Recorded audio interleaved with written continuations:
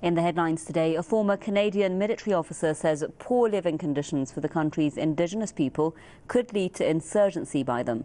Douglas Bland has said this in a report for the Macdonald-Laurier Institute think tank. The report says poverty and anger in Aboriginal communities mean the necessary conditions for an uprising are present. The report comes in light of protests by Aboriginal people in recent months. According to reports, most of Canada's resource industries are located in areas claimed by Aboriginals. However, they're complaining about poor living conditions and high unemployment. They accuse the Canadian government of discrimination. So far, Ottawa has refused to meet their demands.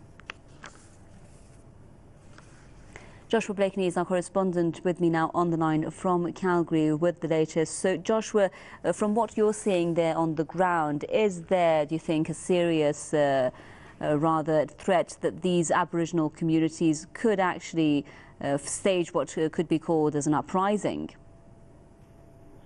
Well, I think if you ask many Aboriginal leaders, they would say that they've already initiated the uprising because, of course, since November of last year, the I No More movement has ignited ubiquitously across the country of Canada and throughout the world to protest directly the Harper government's mistreatment of Aboriginal peoples.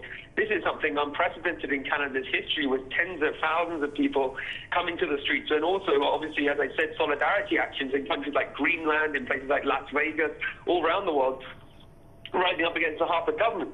Of course, I think what the military officer is suggesting is something that's happened in recent Canadian history, where Indigenous peoples have actually taken up arms against the Canadian government. Many people in the world don't actually know, but we've had modern-day Indian wars in Canada, where the Canadian state has exchanged fire with Aboriginal groups. For example, in British Columbia in 1995, there was the Gustafson Lake Uprising, where 70,000 rounds were fired by the Canadian state at Indigenous people who were seeking to assert sovereignty over territory.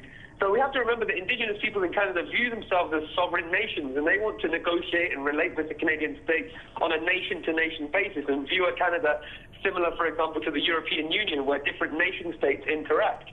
But the Harper government wants a kind of paternalistic, a top-down approach to managing the Indigenous peoples rather than giving them genuine self-determination. And that is inducing mass frustration among the Indigenous peoples. So I think many would say that the uprising in a way has begun. But what's happening, of course, now is that the summer is here. One big issue in Canada is that it's freezing cold for half the year. But now as we enter the warmer months, I think doing actions outside and taking to the streets is far more easier, and I think the numbers will swell, and I think that's what the Canadian establishment is very much fearing.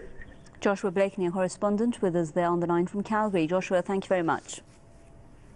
You're with Press TV's World News, and coming up we've got more news.